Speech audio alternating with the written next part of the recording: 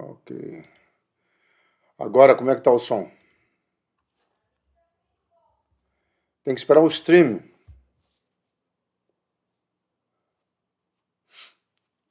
Amém, irmãos? Glória a Deus. Deixa eu ver se está com som aqui no meu. Ah, agora sim. Então, joia. É que o último culto, a última vez que nós usamos a plataforma foi lá na Monte Hebron, né, que o José pregando, e a gente tem sempre que fazer essa mudança de endereço. Amém? Vamos orar. Pai querido, em nome de Jesus, nós colocamos mais este domingo diante de Ti. Pedimos, Senhor, sobre cada dia, sobre cada momento, o Teu amor, a Tua graça, a Tua manifestação. Pedimos a Tua intervenção, pedimos, Senhor, a Tua restauração. E nesse final de ano, Senhor, acabando 2021, Senhor, já prontos para começarmos 2022. Eu sei que o Senhor não está preso a nenhum tipo de calendário, Senhor, mas nós temos uma questão cronológica, Senhor, para nos orientarmos. E nessa mudança, Senhor, nós queremos aprender a orientar-nos segundo a Tua palavra, crendo na Tua palavra, depositando em Ti a nossa fé, a nossa convicção, a nossa expectativa, Senhor, não no noticiário, em outras evidências, Senhor. Ensina-nos, Senhor, hoje, através de Ageu, quais são as nossas, ou quais deveriam ser as nossas prioridades, em nome do Senhor Jesus Cristo. Amém, amados? Ok, a maioria do pessoal, família Campo Grandense está aí. Estou mandando essa semana aquela encomenda. Que pena que não dá para vocês trazerem sobá aqui para mim, né? Mas vamos lá então. Amado, a maior parte dos profetas do Antigo Testamento falou antes do cativeiro. Tá? A maior parte deles, né? Nós estamos falando aí de praticamente 14 profetas considerados nesse período antes-cativeiro, meio do cativeiro e pós-cativeiro. Tá? Então, nós estamos a 14 pessoas que profetizaram, alguns demoraram anos, Ageu foram 4 meses apenas, tá? Mas todos eles sempre com uma mesma mensagem: Deus quer restaurar a terra, Deus quer trazer a chuva seródia, Deus quer trazer o renovo, Deus quer trazer sempre a mesma mensagem antes do cativeiro. Tá? No período do cativeiro, tá? Nós vamos ter Ezequiel, Daniel, tá? Que vão profetizar. Nós já falamos Ezequiel no meio do povo, né? E Daniel lá na corte, tá? Mas os dois também profetizaram. Já os anteriores, o Senhor tem o renovo, o Senhor tem a chuva seródia. Já na voz desses dois profetas, a mensagem principal era arrependimento.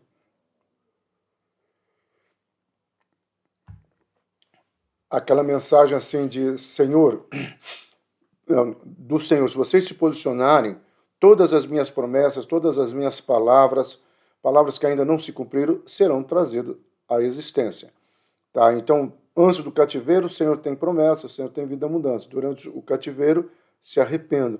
Já após o cativeiro, nós vamos ter Ageu, Zacarias, Malaquias, que profetizaram o retorno, né? E a restauração da terra. Nós vamos ter tanto Ageu, Zacarias e Malaquias, os três falando sobre o reino messiânico. Tá? Então, esses profetas, eles são assim de uma importância fenomenal para nós entendermos, primeiro, que as promessas de Deus nunca perdem a validade. Segundo, as promessas de Deus estão sempre conectadas à nossa obediência, ao nosso posicionamento. Terceiro, as promessas de Deus para o futuro é uma promessa de esperança, uma promessa de restauração, é uma promessa de que Ele nos guardará e, acima de tudo, é uma promessa messiânica. Assim como eles tinham uma promessa messiânica que veio se cumprir em Jesus, nós temos hoje uma promessa messiânica que se cumprirá na Nova Jerusalém.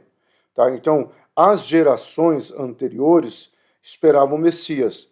A nossa geração, né, no nosso momento, espera a Nova Jerusalém, que é também o retorno do Messias. Isso é muito importante, gente, porque às vezes nós achamos que as mensagens de Ageu, Zacarias e Malaquias, nós vamos nessa sequência agora, tá? Domingo que vem Zacarias, depois Malaquias, principalmente nas visões de Zacarias, é muito interessante, importante, porque todas elas vão estar falando agora sobre o templo.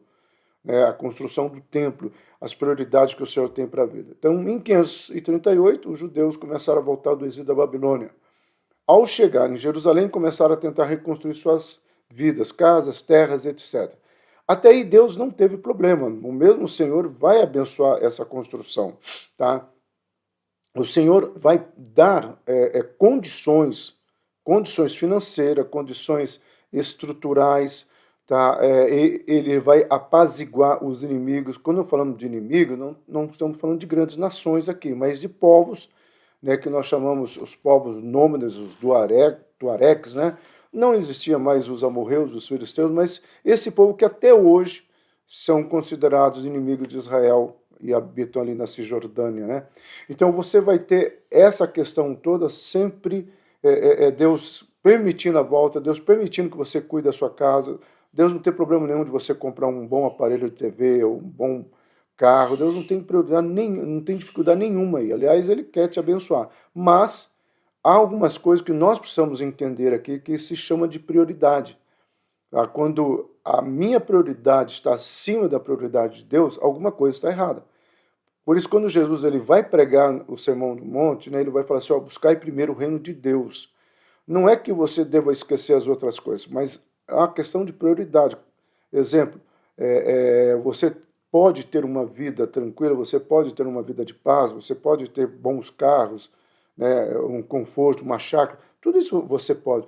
Mas, de repente, você percebe, né, uma necessidade na casa do Senhor e você tem condições. Não é algo de sacrifício, você vai ter que desfazer de algo. Não, você tem condições. Tá? Então, generosamente, você continua abençoando. E em outras áreas também. Tá, okay? Em outras áreas também. Ok? Então, aqui, meu amado, nós temos o retorno à caminhada, que nesse slide aqui, né, que nós temos toda essa caminhada, é o trajeto. Esse é o trajeto mais dito. Eles estavam nessa região aqui de Nippur, perto da Babilônia, lembrando que eles estavam próximo ali, né, aos rios da Babilônia. Esse mapa, aqueles risquinhos são os rios da Babilônia. A Babilônia era banhada por grandes rios, né? E aí eles vão desse lugar, todo esse trajeto até chegar ali na Judéia. Então, é uma boa pernada, nós não temos nenhum tipo de relato de quanto tempo foi essa caminhada toda, mas nesse período aqui, gente, é muito comum essas caminhadas, os beduínos mesmo, eles saem em caravanas, eles sabem parar, eles sabem encontrar água, e etc, etc, etc. Então, foi uma trajetória longa também, mas sempre debaixo da proteção do Senhor.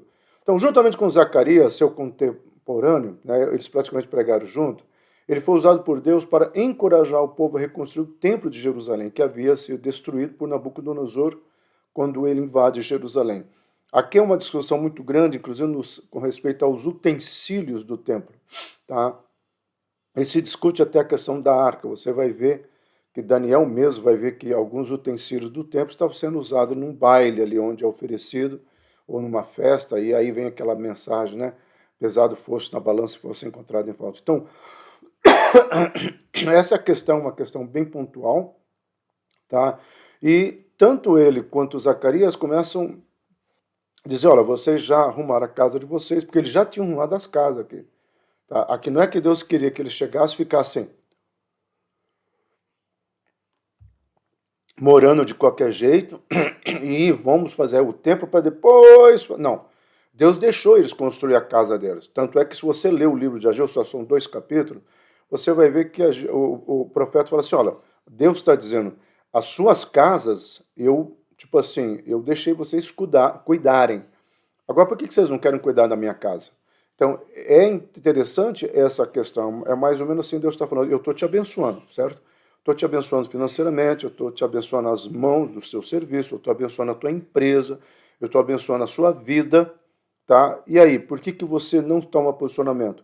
Ah, porque eu acho que toda igreja está errada. Ah, eu acho que é um monte de confusão. Ah, eu não gosto da cara do pastor Silo. Ah, eu não gosto do José, aquela porta lá com aquele medidor lá, me obrigando a ver a minha temperatura, e assim vai.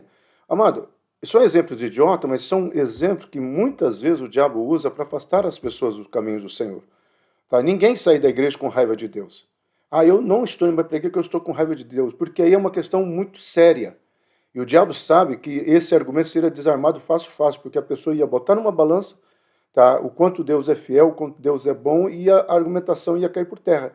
Então o que o diabo usa? Pessoas, tá? Situações onde a pessoa, em vez de enfrentar, em vez de olhar o seguinte, olha, se o José é um chato, esse é o problema dele, o importante é eu me alegrei quando fui convidado a ir à casa do Senhor, ou então eu reconheço e eu estou na casa do Senhor não para encontrar pessoas, mas para agradecer a Deus a fidelidade, o amor. Então, a figura do templo aqui era importante por causa disso. Há muitas pessoas que colocam aqui a questão do templo e vão dizer que Deus não está preocupado com o templo. Deus, nessa pandemia, muitas pessoas vieram com essa contra-argumentação, né? E não é bem assim. E não é bem assim. O templo é importante, a igreja é importante, e muito mais importante, não é tanto por o tratamento entre os santos, mas muito mais importante é você, em comunhão, vir para um lugar específico, tá? E se reunir num espaço geográfico para dizer, Senhor, até aqui o Senhor tem sido o meu fiel ajudador, até aqui o Senhor tem sido a minha provisão. É isto que o templo vai significar, e por isso que Deus vai querer estar levantando. Aqui nós temos os profetas, gente, todos eles, está escrito em inglês, tá? A sequência de todos os profetas, aí nós temos aí o Haggai, que em inglês é Haggai, Ageu é Haggai, né? Às vezes muitas pessoas, nós temos no Brasil o Instituto Haggai, na realidade é o Instituto Ageu, tá? Que é o Haggai, o Instituto Haggai é uma proposta de restauração do ministério. Ageu é uma proposta de restauração do templo, tá? Que também é a mesma questão, ok? Mas avançando aqui, amado, Ageu foi o primeiro profeta do período pós-cativeiro, ok? Por isso foi um profeta que viveu no tempo da reconstrução do templo de Jerusalém. Tanto ele quanto Zacarias, o próprio Zacarias, que vai pregar praticamente junto com ele pega 4 meses, Zacarias prega um pouco mais.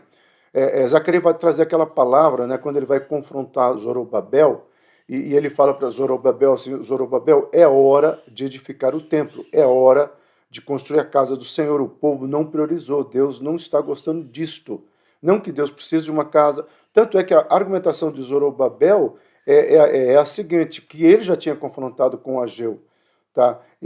Mas, espera aí, eu não tenho condições de construir um templo na beleza que Salomão construiu. Tá? Mas ao longo dos anos, até chegar no período de Jesus, esse templo vai ser muito belo, amado, depois vai ser destruído por Tito na década de 70. Eu vou colocar daqui a pouco algumas imagens, né, nessa transcendência deles. Só não vou colocar imagem do templo de Salomão, que é algo que nós já usamos em outro estudo, mas é fenomenal. Tá? E há uma questão até chegar no templo de Jesus, é a destruição, onde quem já teve a oportunidade de ir para Jerusalém, Israel, já viu as ruínas e tudo mais. Né? Parece que há 3 semanas atrás, eu ainda estou tentando me informar sobre isso, eles encontraram embaixo do Muro das Lamentações um túnel. Né? E aí eles ficam todos assim, numa expectativa para ver se esse túnel vai chegar até onde está a pedra da rocha. E aí é por isso que eles não podem cavar mais, porque os árabes não querem, não sei se vocês sabem, quem toma conta do templo, ali, aquele espaço do templo, da cúpula da rocha, não são os árabes, tá? Nem muçulmanos propriamente, é a Jordânia. Foi escolhido pela ONU. A ONU sempre se metendo e controlando as nações. A ONU coloca uma nação neutra, tá? E ela fala, isso aqui não é de ninguém, isso aqui não é nem de vocês, nem deles, isso aqui é da humanidade. E é uma proposta bem do anticristo. Mas avançando aqui, tá, gente? Deus usou Ageu para encorajar os judeus a completar o trabalho, apesar da oposição dos inimigos. Lembrando que não são esses inimigos nações, mas quem começa a levantar e ameaçar aqui é o Egito.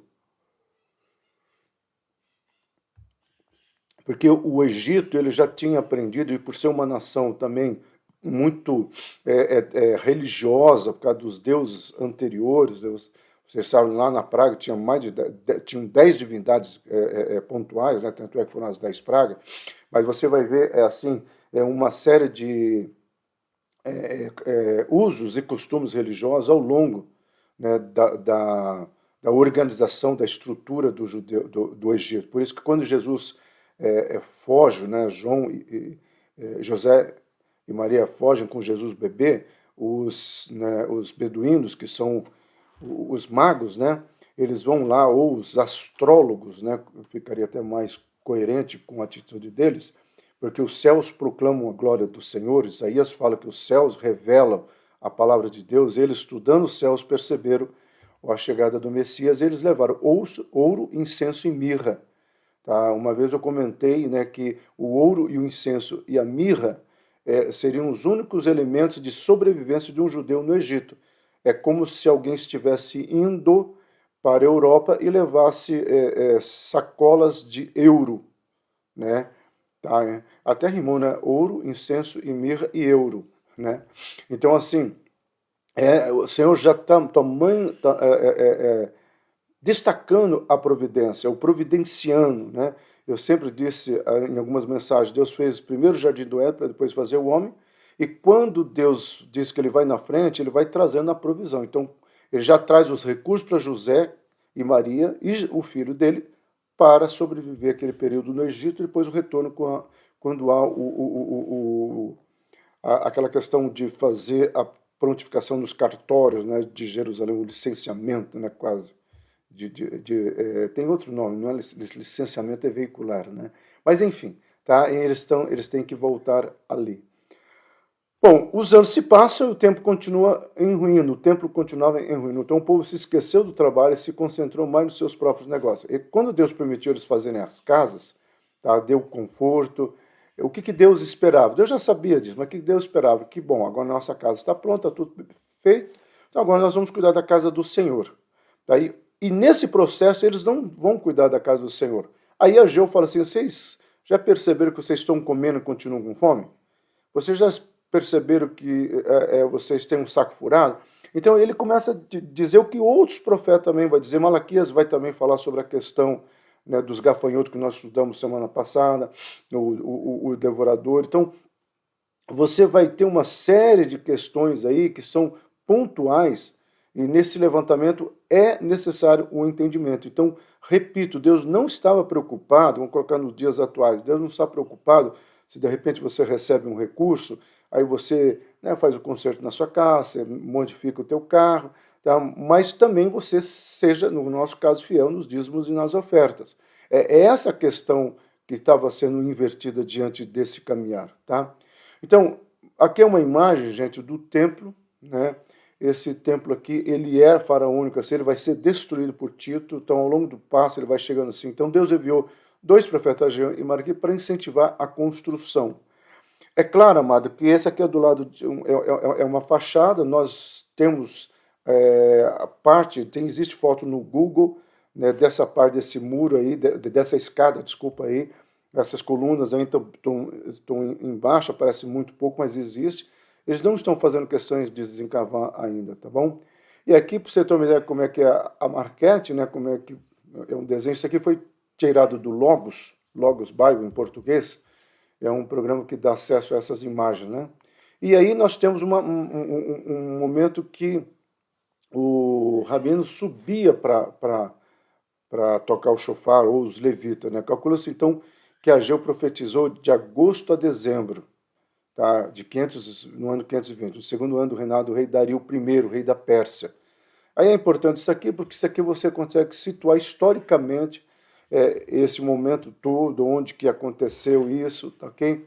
E ele vai subindo no que restava um pouco dos muros, né, ou do templo. O templo não tinha sido totalmente destruído, então a sua restauração estaria fácil. Mas aquela parte banhada a ouro que Salomão faz, as portas, né, de bronze, tudo isso Nabucodonosor levou. Né? Aquilo era riqueza. Era como na história, algumas pessoas, quando matam alguém que tem a boca cheia de dentes de ouro, né, vão lá, arrancam os dentes de ouro para derreter e ficar com ouro. Então, o Nabucodonosor, ele fez isso. Ele pegou todos os utensílios, né, da casa do Senhor, pegou toda a sua riqueza. E aí, o Zorobabel, que era o governador, fala, não tem como a gente restaurar. Não tem como a beleza desse templo ser como a beleza anterior. Tá? Então, as profecias de Ageu sobre a reconstrução do templo visava recuperar o zelo que havia sido perdido durante as tentativas de reconstrução. Aí que já é uma marquete, tá? Também tirada do Logos. Isso aqui é uma marquete, isso aqui você encontra em Jerusalém. Tá? A Zorobabel e Herodes, principalmente Herodes, vai terminar essa reforma e Tito vai derrubar tudo aquilo lá aonde quem já teve a oportunidade de ir a Israel vai ver apenas, durante todos esses anos, pedras sobre pedras, né? Aquilo que Jesus vai falar, né? E não ficará pedras sobre pedras, ok? Então, Ageu e Zacarias, Malaquias, conseguiram atingir a sua palavra? Sim, conseguiram. Eles conseguiram despertar, porque Zorobabel entendeu algo que foi profético, né, que a glória do segundo templo seria maior que a do primeiro. Né? Ok? Então, seu ministério como profeta durou apenas 4 meses. E seu ministério pode ser considerado como ministério da esperança. Suas palavras foram fonte de esperança. Então, Ageu vem sempre trazendo a esperança do dia do Senhor, do Messias. Tá? Então, Ageu vem chacoalhar o povo, dizendo, atualizando. Aí, gente, leiam Ageu, são 2 capítulos só. Tá? Atualizando Ageu para os nossos dias de hoje, gente, não tenham medo dos escrombos, né, dos lixos, dos monturos, né, ou das notícias, aí, etc, etc. Não tenham medo dessas coisas. Priorize a vida de vocês buscando primeiro o reino dos céus. Tá? Sejam fiéis nos dízimos e nas ofertas. Né? Então, Malaquias vai ser mais forte, Malaquias vai pegar pesado nessa questão, tá? E Malaquias fala assim que a infidelidade, quem assistiu ao longo da semana passada viu, né, que em Joel são liberados, só repetindo, não vou mostrar o slide, 4 gafanhotos, né? E quando o povo se posiciona, 3 gafanhotos são destruídos e fica um que Malaquias fala que vai ser destruído somente com a fidelidade dos dízimos e das ofertas. Então, isso é muito sério, eu sei que a Monte Hebron entende isso, eu louvo a Deus, tá, pela fidelidade dos hebronitas, né, se nós podemos falar assim, pessoas que ofertam, pessoas que realmente têm trazido graça e misericórdia no sustento e no mover dessa casa do Senhor. Então, essa aqui é uma palavra para nós, não de cobrança, muito mais de dizer obrigado, porque vocês têm sido fiel nos dízimos e nas ofertas. A casa do Senhor agradece e a casa pastoral também, porque vocês sabem que eu vivo do ministério, né? Então, avançando, o tempo do ministério de Ageu foi curto, 4 meses. 4 meses, se for olhar, foi muito pouco. Tá? Amós pregou mais. Mas seu legado foi um templo que, alguns séculos mais tarde, recebeu a visita de Jesus.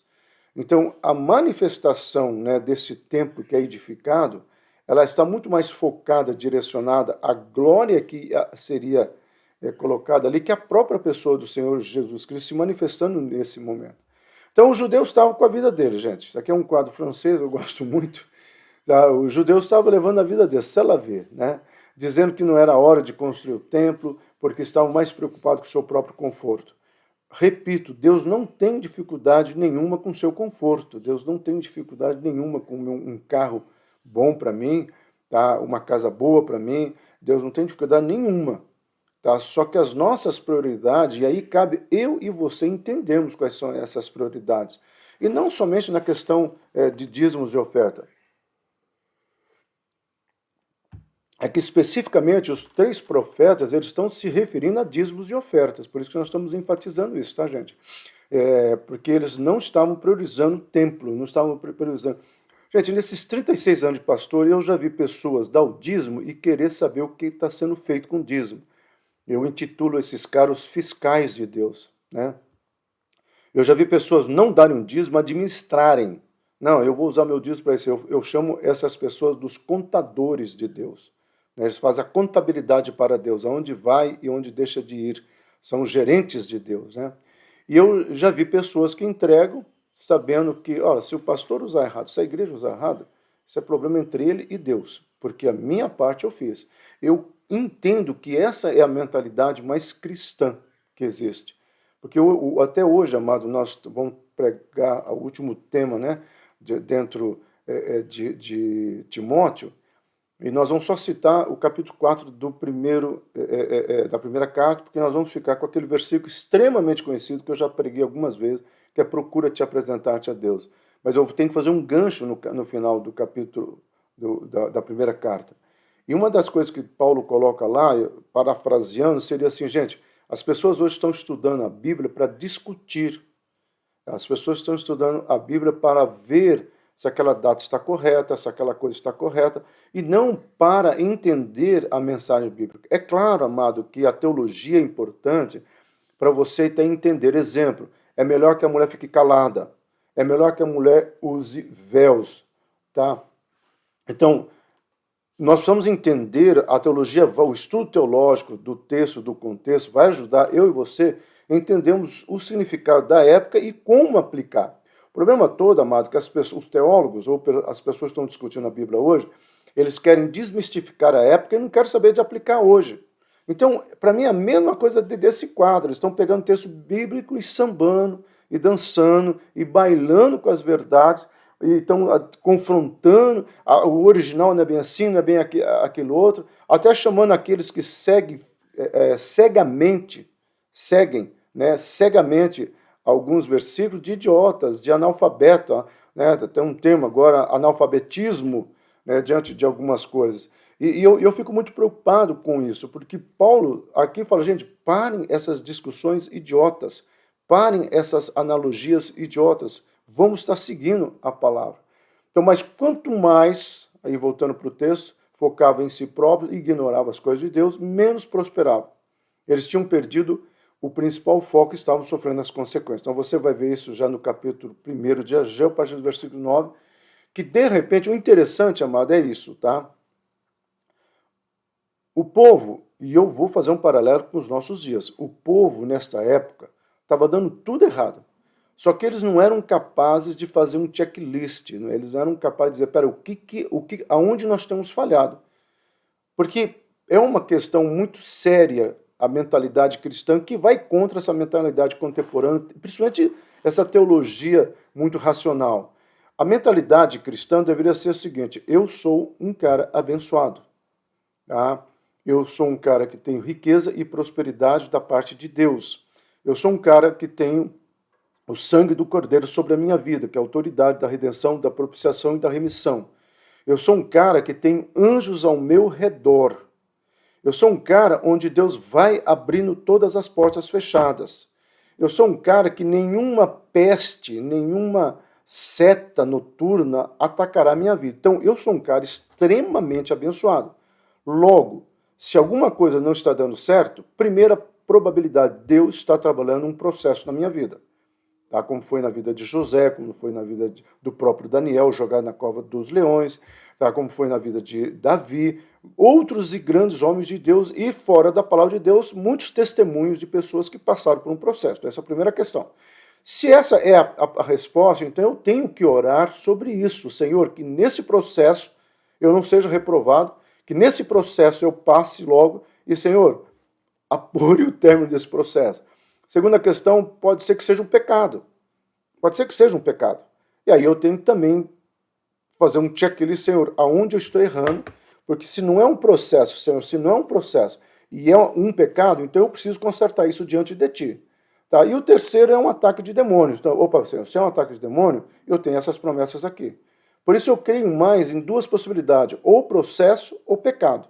Tá? Porque se eu sei que seta nenhuma me tocará, peste nenhuma chegará até mim, e eu tenho autoridade no mundo espiritual, então eu descarto essa terceira e fico só com essas duas probabilidades. Probabilidade número 1, Deus iniciou um processo, e se Deus iniciou, ao término desse processo, coisas melhores virão, coisas maiores, coisas que eu nem sonhei, coisas que eu apenas talvez imaginei, mas que o Senhor traz à existência. Eu estava conversando com uma pessoa ontem, eu tenho o costume de escrever alvos particulares, eu ensino isso aqui em casa. A coisa mais gostosa, amada, por mais que você coloque uma coisa idiota lá, tá? Até insignificante, de repente, ou porque você falou, ou porque a pessoa descobriu, ou porque Deus mesmo revelou, já teve coisa de revelação. Tá? Essa de ontem eu acho que a pessoa escutou, mas enfim. Mas o fato é assim, é você saber que Deus traz a provisão.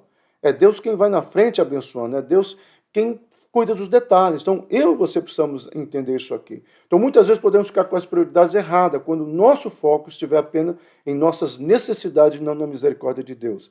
Então, Ageu, nós não sabemos muito da filiação dele, nós sabemos que ele já entra em cena por um período pequeno, tá? Mas nós sabemos que a probabilidade é que ele era descendente de uma família sacerdotal, Talvez por isso a preocupação dele com o templo, né? Naquele quadro lá que tem os pais, você vai ver que o pai de Ageu era um sacerdote, então a probabilidade de linhagem sacerdotal é 100% correta. Então, talvez por ele estar mais no templo, ele fica preocupado, né, com essas questões. É que nem eu lá, esses dias alguém falou, nossa, pastor, uma goteira aqui. Eu falei, não, essa goteira já existe desde o ano passado. Aquela outra lá é nova, né? Por quê? Porque eu estou sempre ali. Então, eu estou sempre olhando, eu estou sempre vendo. Às vezes, quando a pessoa vem limpar, né, nas quintas-feiras, eu já falo, ó, tem uma manchinha de suco, né, de uva da ceia ali, tem outra cá. Ah, pastor, vem um anjo dizendo onde tem que limpar. Não, eu estou lá, eu estou vendo. Tá? Então, talvez Ageu, por estar nos bastidores do templo como sacerdote, ou mesmo nas ruínas do templo, ele começa a ser tocado por Deus naquela necessidade, e Deus levanta ele, então, para seguir adiante colocando tudo isso. A comunidade judaica, depois de 18 anos que eles voltaram, então, gente, veja só, nós não estamos falando deles terem voltado o ano passado e este ano eles terem esquecido de Deus, estamos falando de 18 anos. É isso que às vezes a Bíblia não fala, e aí cabe a nós pegarmos aquelas datas, quando que começou o reinado de Zorobabel, então, através daquela data, nós pegamos 18 anos desde a volta da Babilônia. Então é muito tempo, amado. Que eles voltaram, eles estavam bem desmotivados, devido ao fracasso das colheitas, da terra e da hostilidade. Lembrando que um pouquinho antes dele, quem foi que pregou? Joel. E Joel fala dos gafanhotos, das pestes, da sequidão. Então, só que eles não estavam entendendo que tudo aquilo era consequência da falta de posicionamento. Por isso que eu falei, Deus, é um processo ou é um pecado? Se for um pecado, eu quero consertar. No caso deles era um pecado, não era um processo, porque o processo foi o cativeiro. Entende bem isso? O processo foi o cativeiro. A consequência na terra era o pecado. Tá? E aí, eles têm, né, registro, Esdras vai registrar muito isso, que eles vão dizer, é hora de voltar para a Babilônia. Lembrando, gente, que daqui a pouquinho quem vai aparecer na jogada aqui tá, é a restauração do templo todo e a reconstrução em todas as partes. Então, isso aqui é muito importante que você entenda. Por isso, Ageu repreendeu eles por deixar um templo semi-destruído, pois para Ageu o templo daquela forma era um pecado muito grande e as coisas ruins que estavam acontecendo ali com o povo de Israel era exatamente por isso, pela falta de zelo do povo em reconstruir o segundo templo.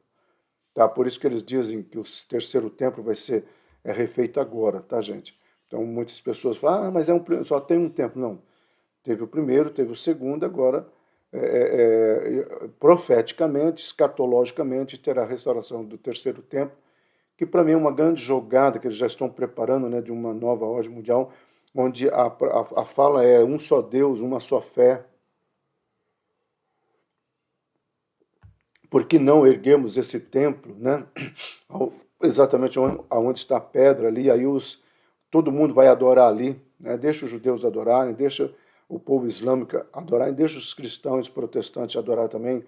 Tudo é um Deus só, né? E daqui a pouco talvez coloque até mais coisas ali. Mas enfim, essa era uma questão que Ageu estava falando. Gente, o que está errado com vocês é a questão das prioridades, né? Como a Nicéia escreveu, as prioridades é uma questão muito séria. Então Ageu foi diferente dos outros profetas, pois ele era mais sacerdotal no caráter, como eu disse, enfatizando mais a adoração no templo e o cumprimento da lei na vida, como caminho para a maior prosperidade. Então, Ageu, como pastor, vamos colocar assim, nos tempos atuais, ele entendia que se alguma coisa está dando errado na vida da pessoa e não é um processo, talvez seja um pecado. Então, Ageu, ele vai falar assim, ó, gente, vamos priorizar a adoração, vamos dar lugar à gratidão no nosso coração. Nós voltamos da Babilônia, olha, a terra está aqui, ninguém tomou essa terra de nós, está em ruína, mas Deus pode nos capacitar a levantar, porque o duro todo é murmuração. Tá? E a murmuração é um sentimento que não pode fazer parte nem do meu coração, nem do seu coração, e muitas vezes nós permitimos. Tá, okay? Então, embora pouco se sabe do seu chamado segundo templo, tá?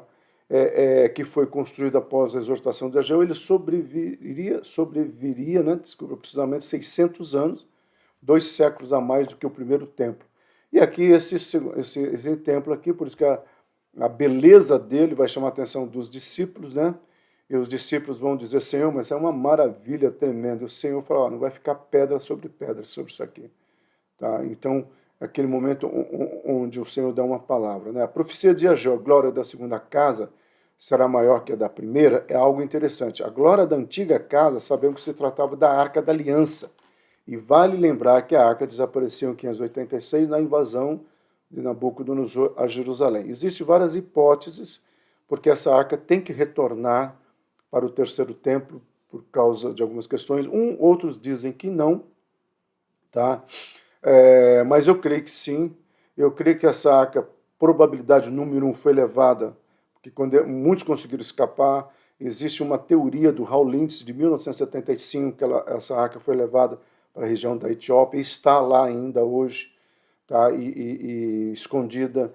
A outra teoria é que está em algum lugar do Iraque ou do Irã, escondida.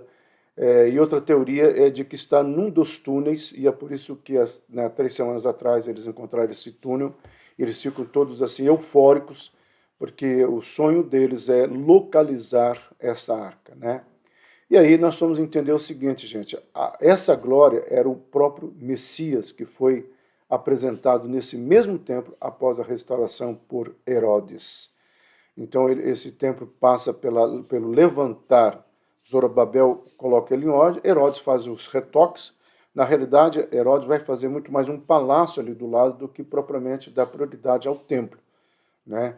Mas, tanto é que quando os macabeus vão entrar em cena, Tito, aí você vai ter muitas informações, muitas escritas, muitos desenhos, pessoas que iam fazer um desenho muito comum, e tudo isso existe do original desse período de Jesus ou de Herodes, tá? Então, quando alguém fala assim que foi invenção, que se perdeu, isso é uma mentira, entendeu? Existem muitos pergaminhos, existem muitos fragmentos também.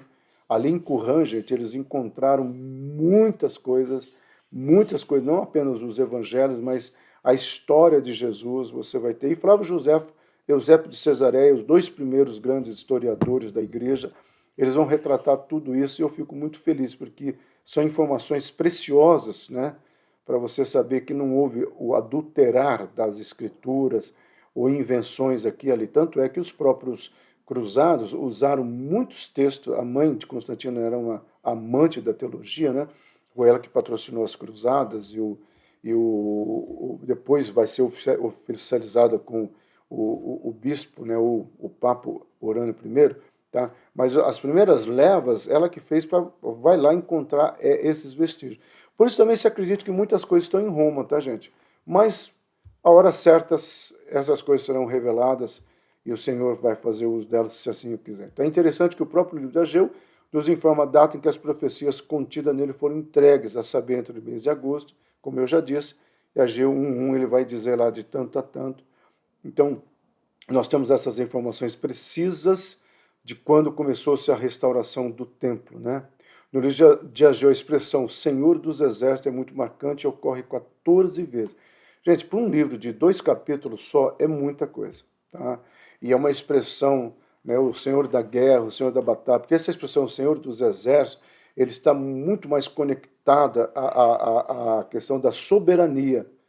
Nós estamos falando de um templo onde a Babilônia, de uma certa forma, influenciou depois os persas, né, todo o pensamento ali da cosmovisão, né?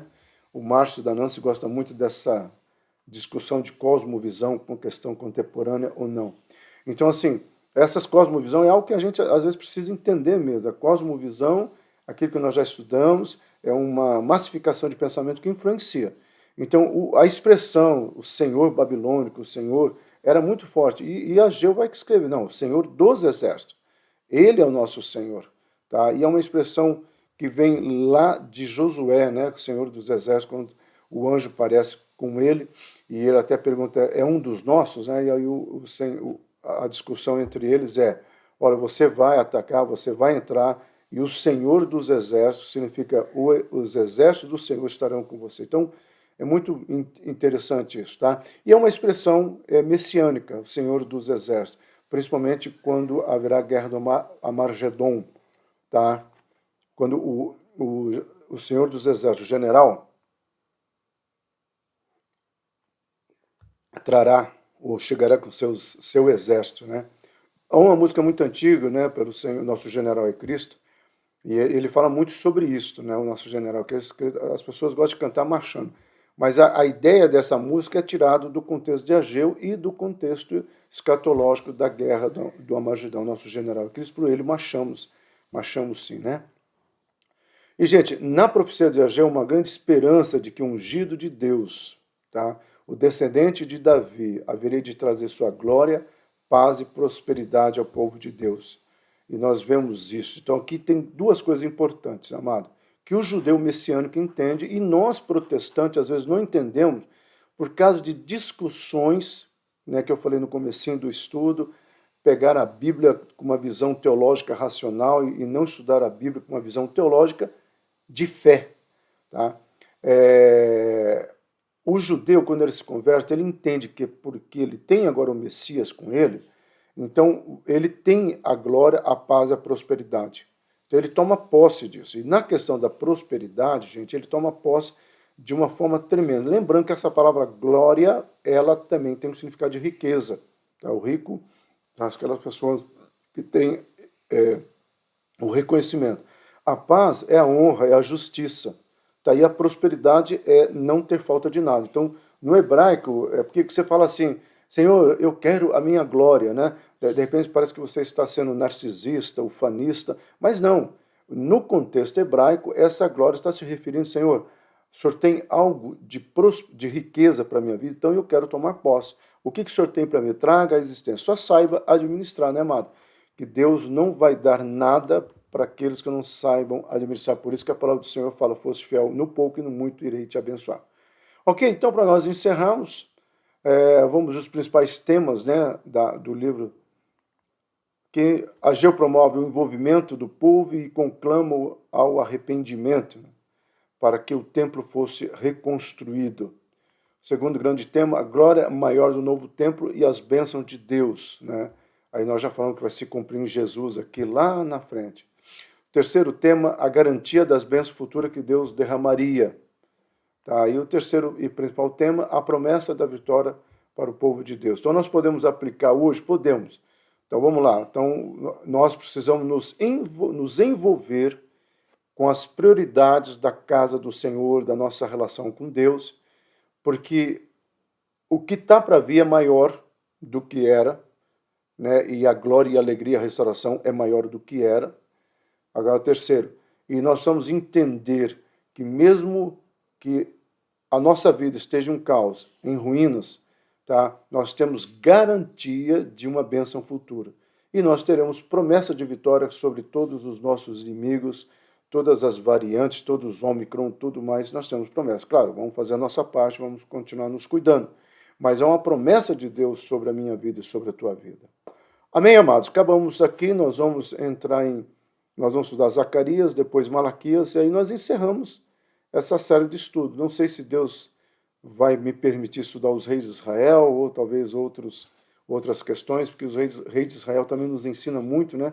Erros e acertos, uns erraram, outros acertaram, e não deixa de estar próximo com o nosso caminhar. Ou talvez pegarmos as cartas das prisões e estudarmos elas bem devagar, né? Porque também são mais. Enfim, tem muitas questões, aceito sugestões. Pastor, sempre que isso daí, geralmente é o Tiago que dava sugestão, né? Eu acho que eu vi ele em algum lugar aí. Mas se você tem sugestões, é bem-vindo, é claro que eu vou orar.